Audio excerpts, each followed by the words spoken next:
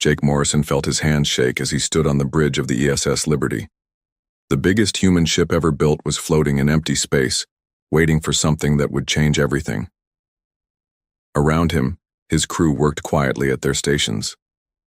Everyone knew this moment would decide if humans lived or died. The large screen in front of them flickered and came to life. 12 strange shapes appeared on the screen. These were the Galaxy Council, the aliens who ruled all the stars that humans had ever seen. They looked scary and powerful. Some had too many arms. Others glowed with strange light. One looked like it was made of living crystal. The crystal being spoke first. Its voice was deep and cold. Small creatures from the third planet of Sol. You have made a big mistake. We are the Galaxy Council. We have ruled this galaxy for millions of your years. You will listen and obey. Jake tried to keep his face calm, but inside he felt afraid. Next to him, Admiral Lisa Carter stood with her, back straight.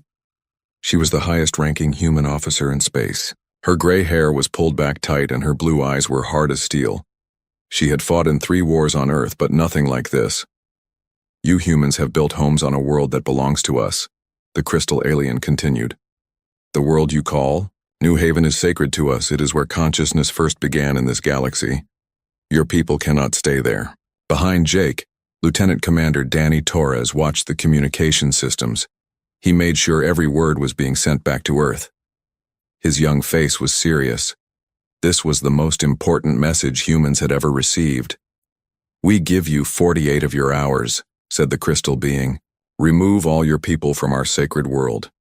Take all your ships back to your home system. If you do not obey, we will destroy every human in the galaxy.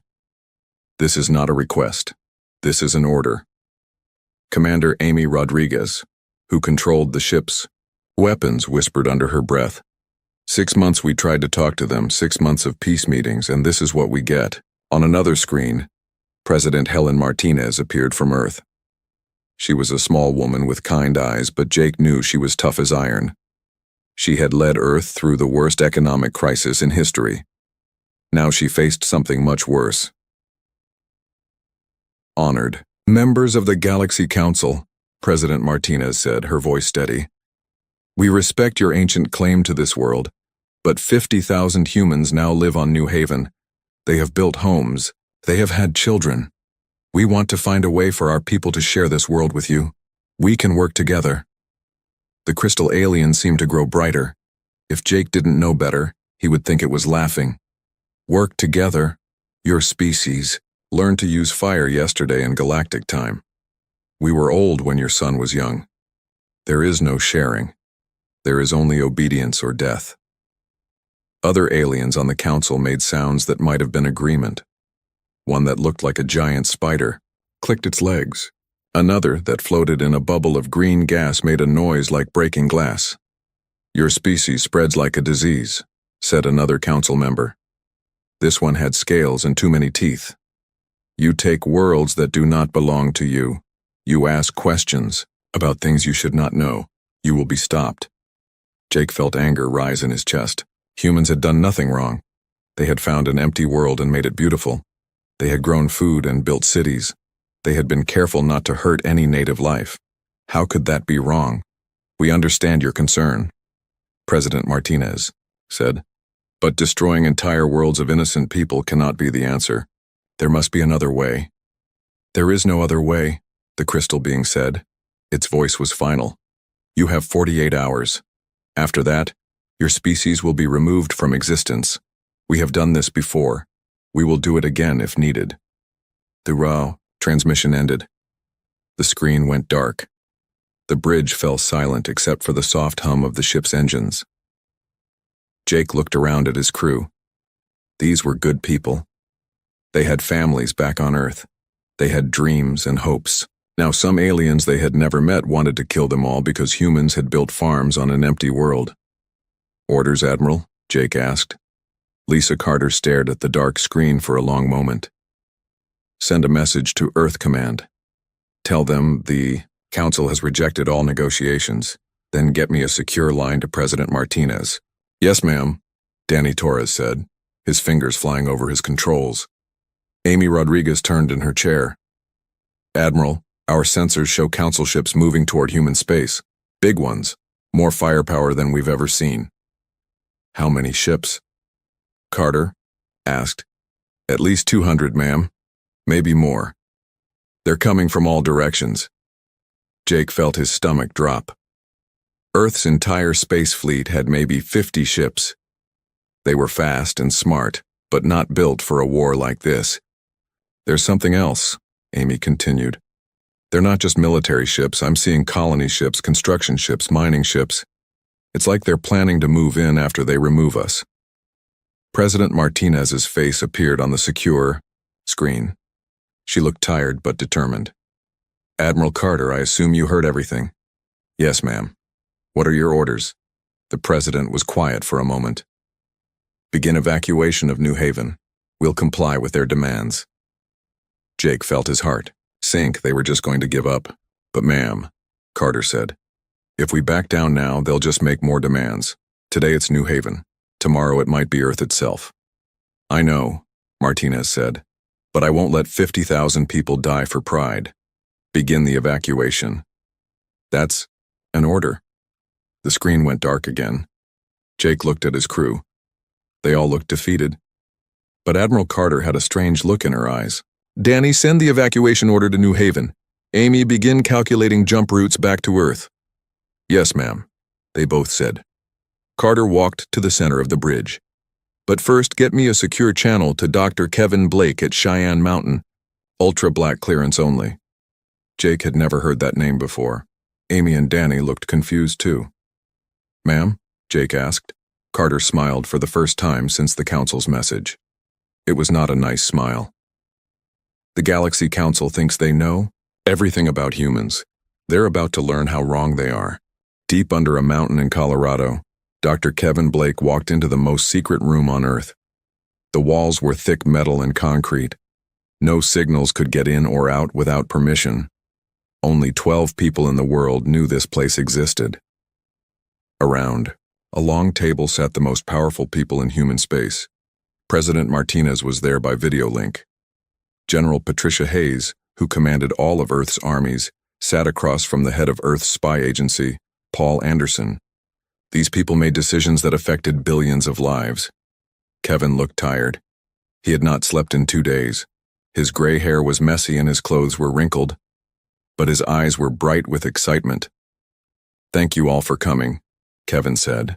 What I'm about to show you will change everything you think you know about this war. He pressed a button and the lights dimmed. A huge hologram appeared over the table. It showed the galaxy, but not like any map they had seen before. This one was covered in lines of light that connected star to star. Ladies and gentlemen, Kevin continued, for 15 years we have been preparing for this day. We knew the Galaxy Council would eventually see us as a threat. We have been getting ready.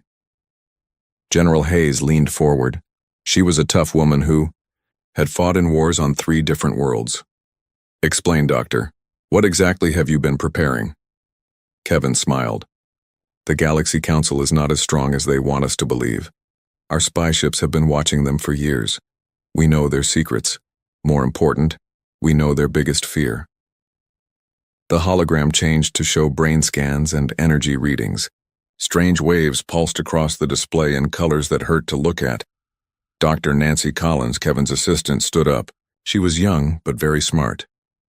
Human brains are different from alien brains. We create something we call psi resonance.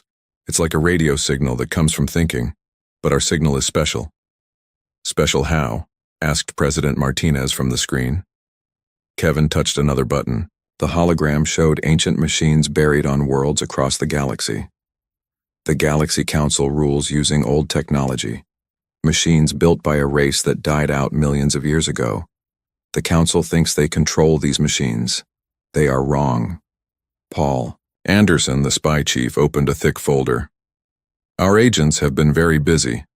3 species in the Galaxy Council want the Council to end. The Zephyrians hate the crystal beings who lead the Council. The Keth want freedom to explore space. The Void Runners are tired of being treated like slaves. They've been sending us secret messages, Anderson continued. They want to rebel, but they need help. They're waiting for the right moment. General Hayes studied the data on her tablet. What kind of help? Kevin's smile grew wider. We're going to give the Galaxy Council exactly what they asked for. We're going to remove humans from their space, but not in the way they think. President Martinez looked confused. I don't understand. Nancy stepped forward. The ancient machines respond to consciousness. But not just any consciousness, they were built to respond to minds like ours, human minds. The Galaxy Council has been using these machines for thousands of years, but they've never been able to fully control them.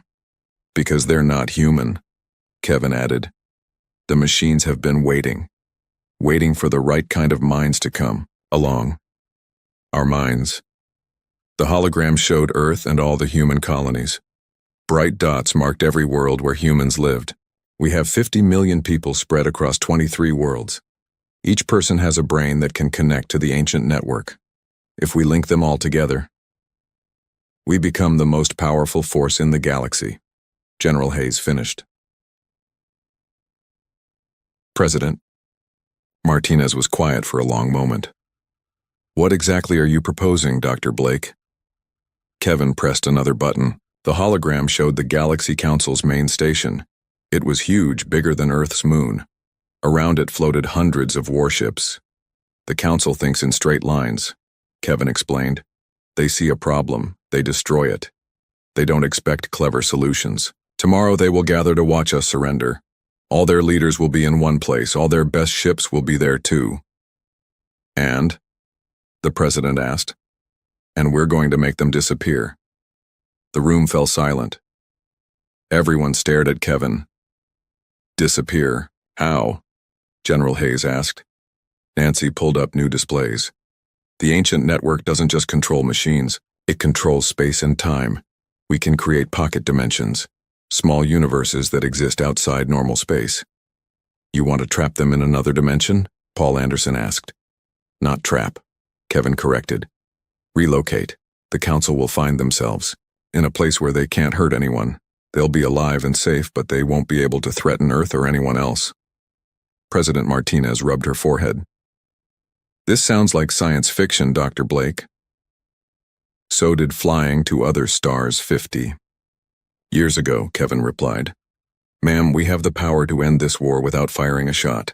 No humans have to die, no aliens have to die, the Council just goes away. General Hayes looked at the battle plans on her tablet. Our normal fleet doesn't stand a chance against them. If this doesn't work, we lose everything. If we don't try, we lose everything anyway, Nancy said quietly. Paul Anderson closed his folder. The rebellion species are ready. They have ships in position. If we remove the Council, they can take control of key systems before chaos breaks out. How long do we have to decide? President Martinez asked. Kevin checked his watch. The Council expects our surrender in 36 hours. We need to start the process in 24 hours if we want it to work. The president looked at each person around the table. These were the people she trusted most in the world. Each had devoted their lives to protecting humanity. The risks? She asked. If it fails, the Galaxy Council destroys us faster, General Hayes said. If it works, we become responsible for the entire galaxy, Paul Anderson added. And if we do, nothing. 50,000 people on New Haven die, and probably everyone on Earth after that, Nancy said. President Martinez was quiet for 2 full minutes. Everyone waited. The fate of humanity hung on her next words. Dr. Blake, she finally said, begin Project Prometheus, but I want safeguards. If this goes wrong, I want a way to stop it. Kevin nodded. Already built in, ma'am. We can shut down the whole system if needed. Then God help us all, the president said. Let's make the Galaxy Council disappear. As the meeting ended and people began to leave, Kevin stayed behind with Nancy. They looked at the holographic display showing all of human space. Are you sure this will work? Nancy asked quietly. Kevin was quiet for a moment. The math says yes. The alien rebels say yes. The ancient machines say yes. But we're about to find out if humans are really as special as we think we are.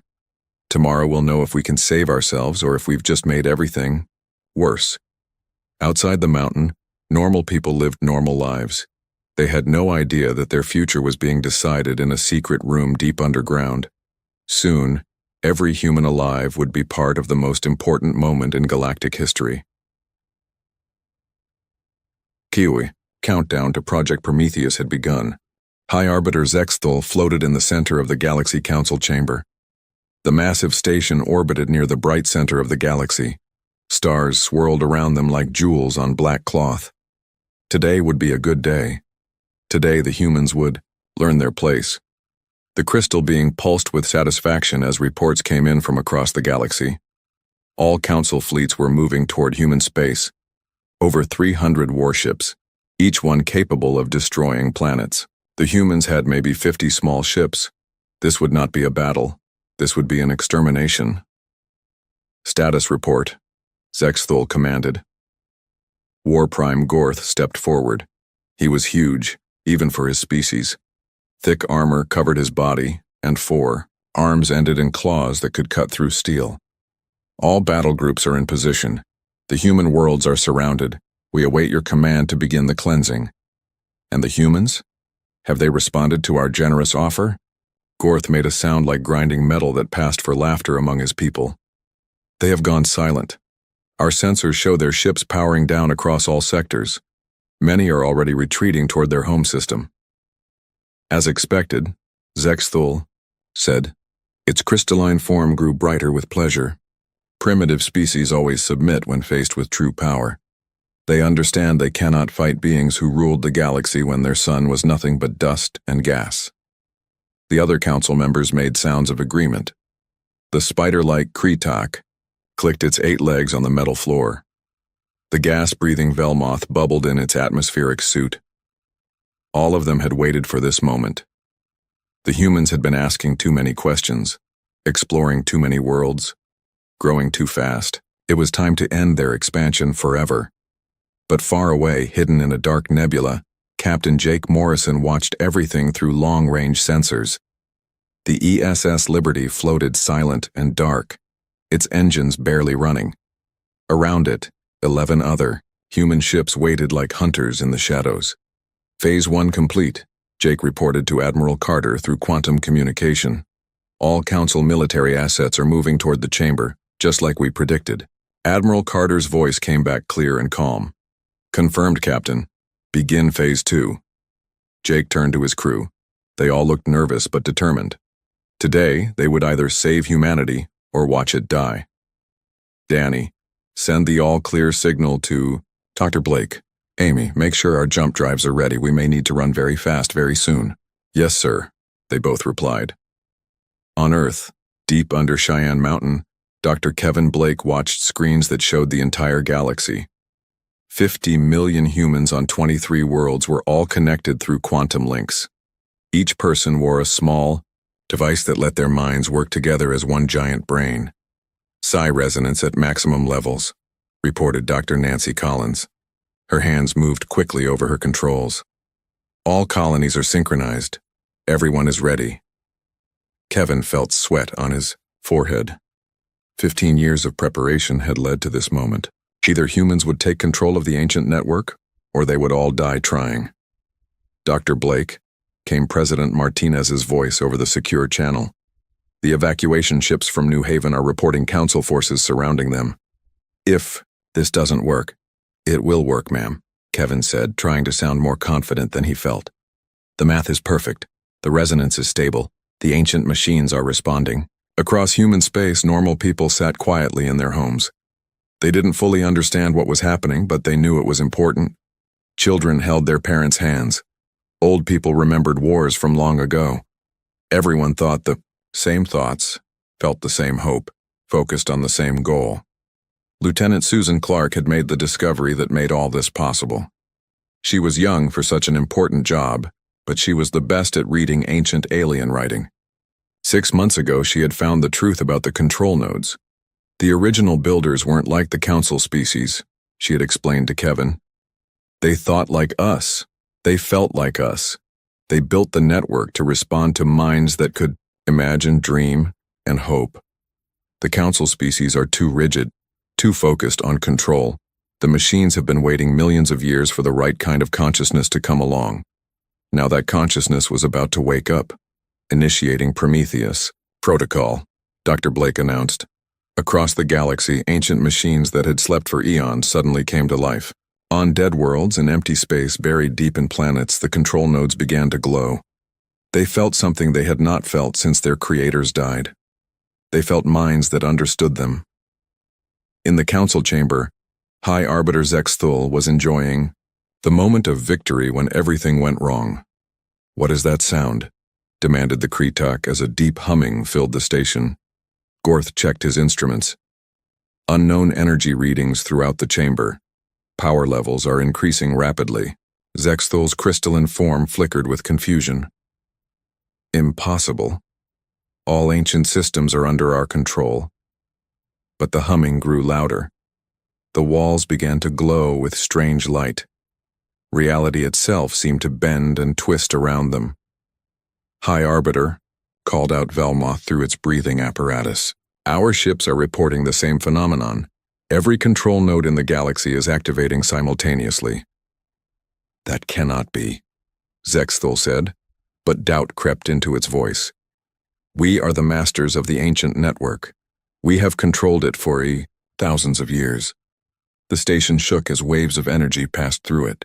On screens around the chamber, they could see their mighty fleet caught in the same strange field. Ships that had destroyed worlds now floated helplessly as unknown forces took control of their systems. "It's the humans," whispered one of the smaller council members. "They've done something to the network." "Impossible," Zexthul repeated, but its light was dimming with fear. "They are primitives. They barely understand their own technology." Jake Morrison, watching from the nebula, saw the energy readings spike across his instruments. "It's working," he breathed. "The network is responding." On Earth, Kevin Blake watched as every control node in the galaxy came under human control. The ancient machines recognized their true masters and obeyed. The network that the Galaxy Council had used to maintain power for millennia now served humanity. "Displacement field is stable," Nancy reported. "Creating pocket dimension." Now. In the council chamber, High Arbiter Zexthul felt reality slip away. The last thing it saw was its reflection in the chamber's windows, growing fainter and fainter, until it was nothing but a ghost of light. "What have you done?" it called out, but its voice was already fading. The Galaxy Council, their massive station, and their entire fleet of 300 warships simply vanished from normal space. Not destroyed, not scattered, but moved, displaced into a pocket dimension, where they would exist outside normal time and space, unable to threaten anyone ever again. Jake stared at his sensors in amazement. Where moments before had been the largest military force in galactic history, now there was only empty space and distant stars. "My God," whispered Amy Rodriguez. "They're actually gone." "All ships, this is Admiral Carter," came the voice over the communication system. "Phase 3 begins now. Contact the rebel fleets. Tell them the galaxy is free." Jake smiled as he gave the order to drop out of hiding. Humanity had just won the most important battle in galactic history without firing a single shot.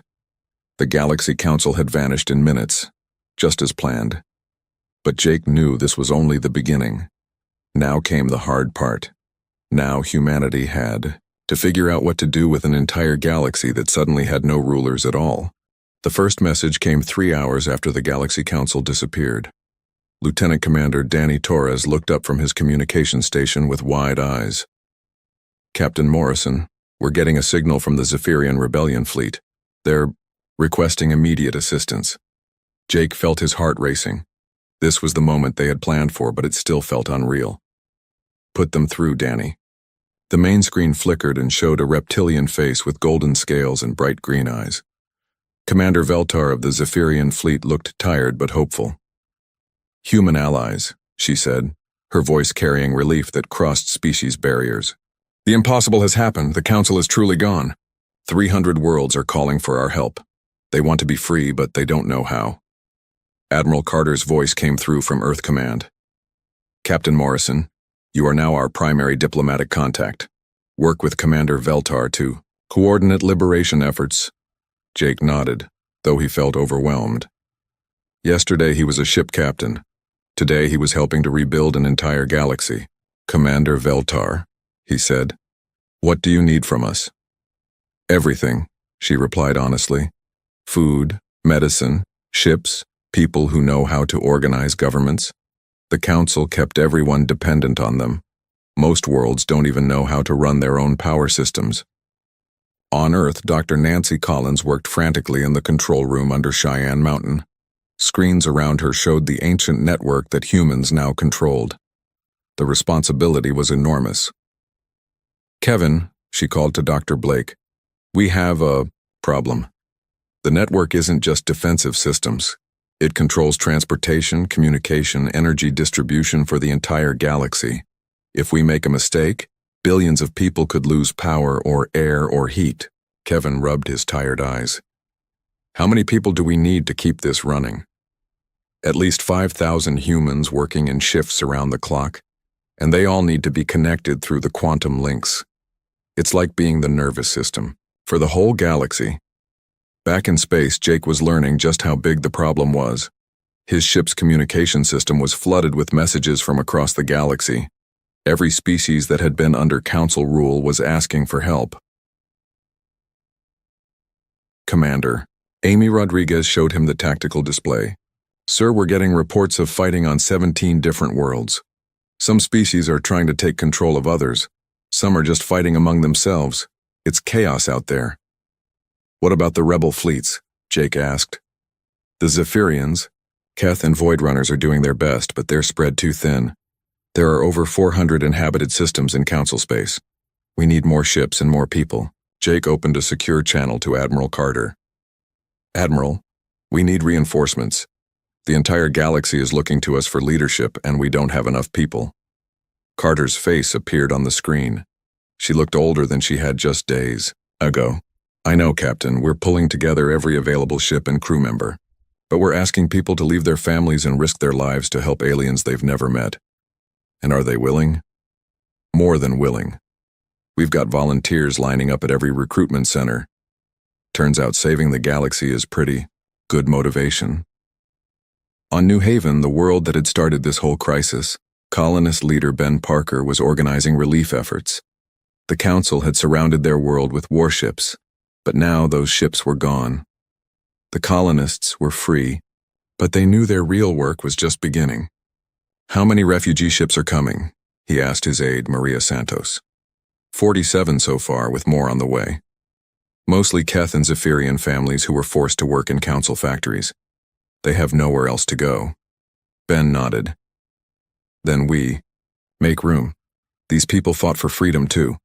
We'll help them build new lives. President Martinez addressed the world from the White House. My fellow humans, she said, we face a choice that no species in galactic history has ever faced. We can return to our quiet lives on our own worlds, or we can help build something better for everyone. I won't lie to you. This will be hard. It will take years, maybe decades. We'll make mistakes. Some of our people will die helping others. But we have the chance to create a galaxy where every species is free to grow and learn and explore. We didn't ask for this responsibility, but it's ours now. I believe humanity is ready for this challenge. Back on the ESS Liberty, Jake was meeting with leaders from a dozen different species. They had gathered in the ship's conference room, though some needed special atmosphere suits or gravity adjustments. The Democratic Galactic Alliance, explained Dr. Pete Wilson, Earth's new ambassador to alien species. Every world gets a vote. Every species gets representation. No one rules over anyone else. A tall, thin alien with purple skin raised what might have been a hand. But who makes the final decisions when species disagree? A council chosen by vote from all member worlds, Wilson replied, and every few years, new elections. What if some species choose not to join? Asked a small, furry creature that looked like a cross between a cat and a bird. Jake leaned forward. Then they don't join. Freedom includes the freedom to be alone if that's what you want. But you can't attack or threaten other worlds. The discussions went on for hours. Some species had never heard of democracy. Others had tried it and failed. A few were afraid that without strong rulers, chaos would take over. But slowly agreements began to form. The Zephyrians would help with security. The Keth, who were natural explorers, would map safe travel routes. The Void Runners would help with communication systems. On Earth, General Patricia Hayes was coordinating the biggest logistical operation in human history. Ships full of food, medicine, and supplies were launching toward dozens of worlds.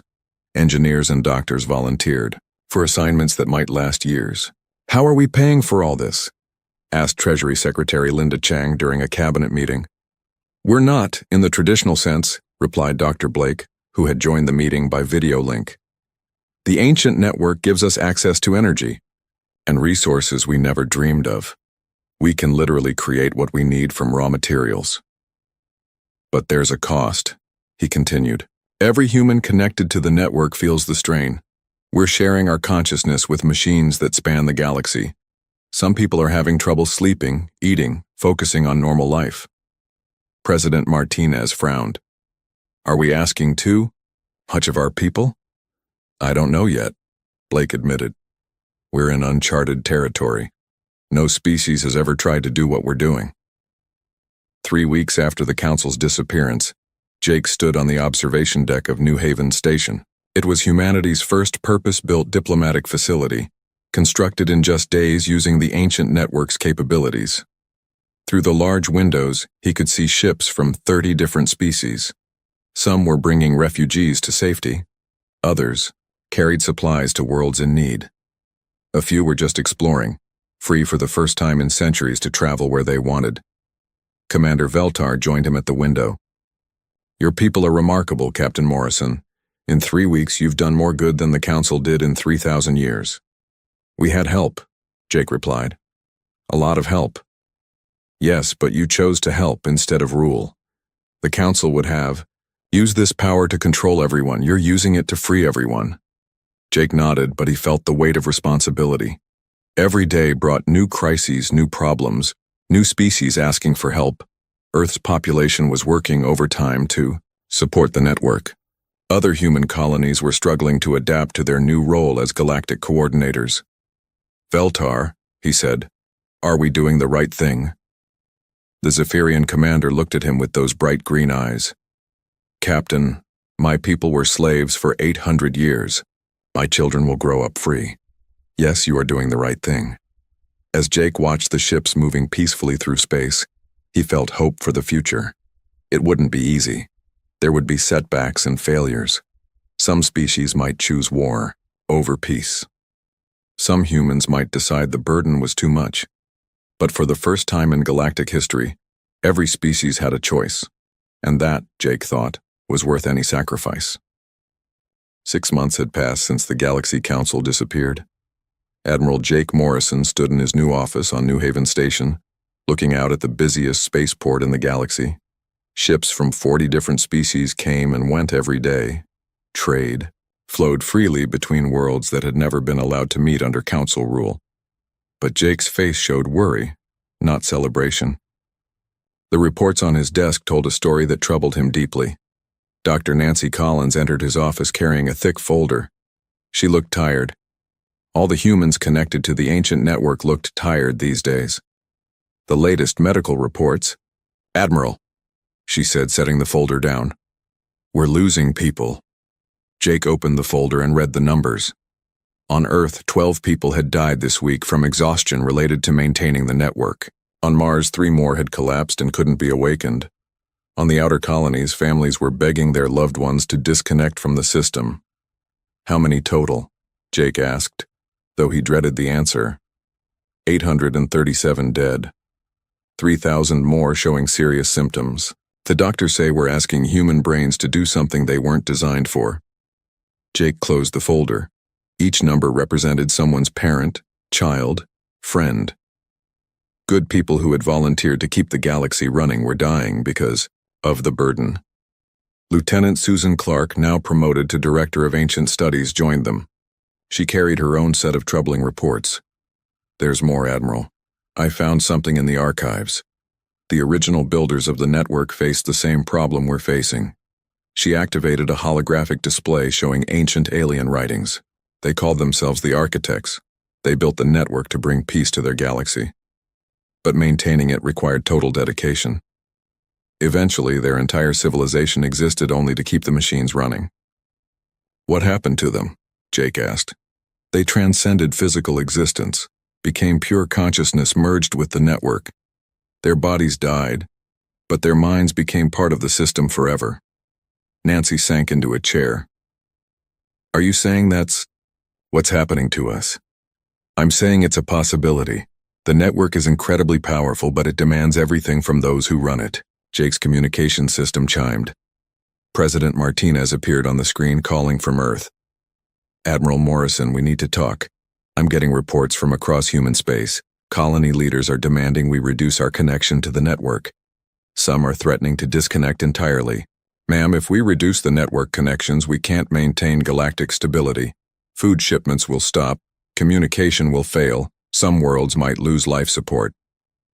I know that, Admiral, but I also know that I'm asking human beings to sacrifice their lives and sanity for the greater good.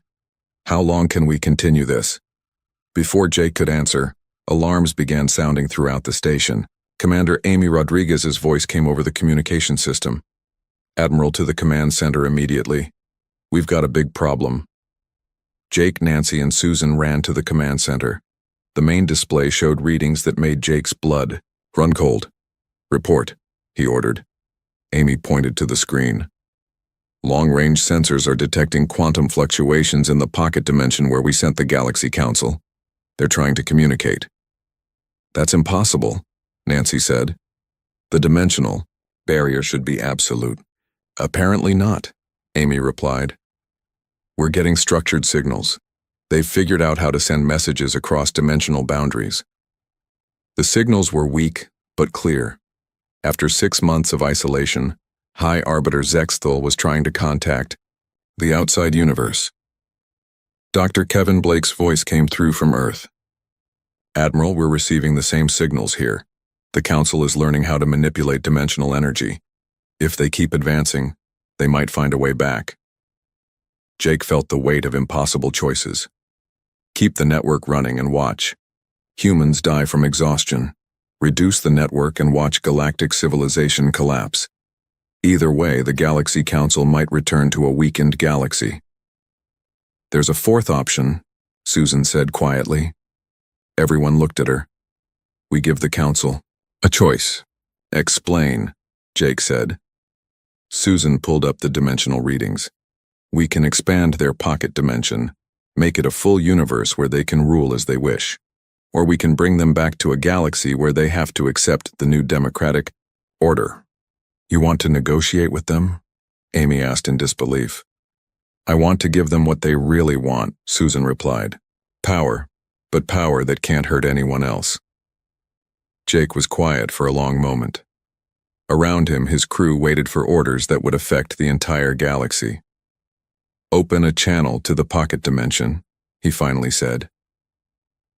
The communication system crackled, with static. Then slowly, the familiar crystalline form of High Arbiter Zexthal appeared on the screen. So, it said, its voice weaker than before but still proud. The humans finally answer. High Arbiter, Jake said formally.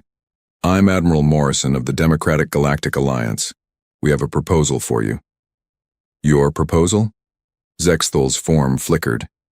You displaced us from our rightful place. You stole our authority. What could you possibly offer us? A choice, Jake replied. Return to the galaxy and accept that every species, including yours, has equal rights. No more ruling over others. No more threats of extinction. Work with us to build something better.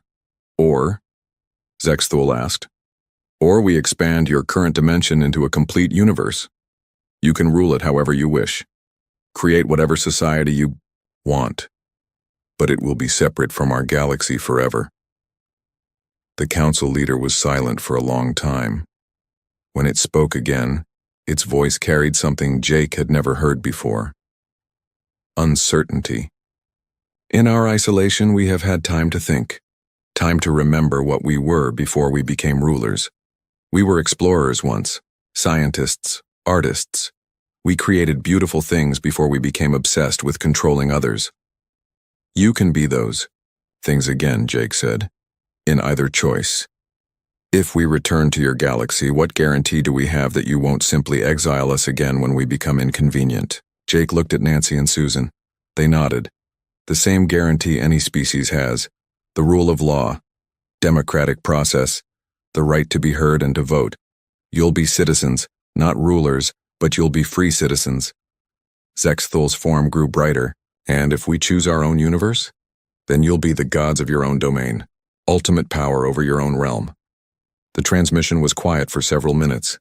Jake could imagine the council debating among themselves, weighing ultimate power against uncertain freedom. Finally, Zexthal spoke. We choose to return. Perhaps in our exile, we learned something valuable. That ruling and leading are different things. That power shared is stronger than power hoarded. We have much to learn about this democracy you speak of, but we have eternity to learn it. Jake smiled.